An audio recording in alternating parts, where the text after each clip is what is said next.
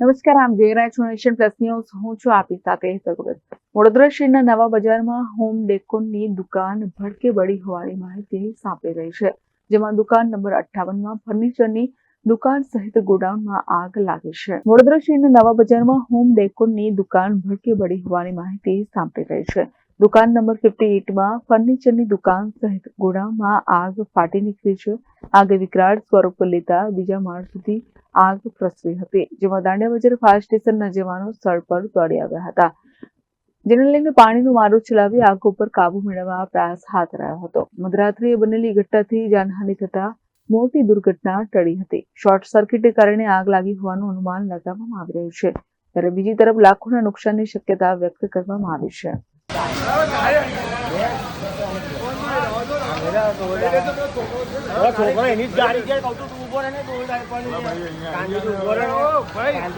ભાઈની જ ગાડી છે, આ દુકાનના માલિકની પણ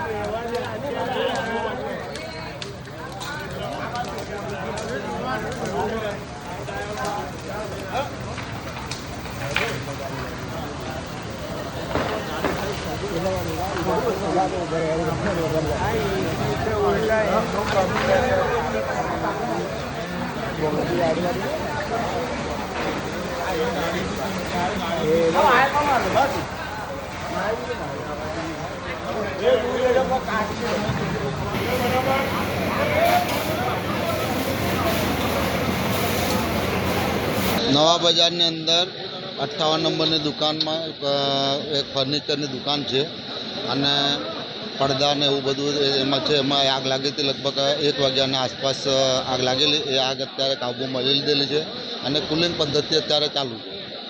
કેટલું માલ સામાનને જાનહાની પહોંચી છે, કેવું લાગે? હવે જાનહાની તો કશું એમાં માલ તો છે જ, ફૂલ આખો ગોડાઉન ભરેલું છે, ત્રીજો માળ બી ભરેલો છે. હવે કેટલો નુકસાન થયું અમને જાણવા મળે નથી. આગ કેટલી સુધી ઉપર, કેટલા માળ? બે માળ સુધી આગ પહોંચી ગઈ હતી અને કાબૂમાં લઈ લીધેલી. અને આજુબાજુની દુકાનને જે બાજુની દુકાનને બંને બચી ગઈ છે, અમને કોઈ જાનહાની છે. હવે આગ લાગવાનું કારણ હજુ જાણવા મળેલ નથી, હવે તપાસનો વિષય છે. Bureau Nation Plus News Vadodara.